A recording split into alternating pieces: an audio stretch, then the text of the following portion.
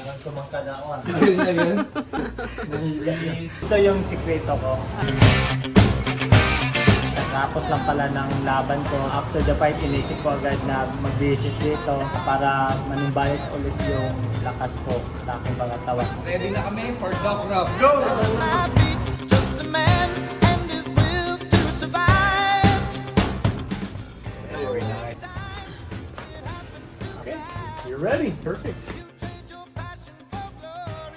Effective ito at talagang ano na siya, kilala na siya. God bless. The past you must fight.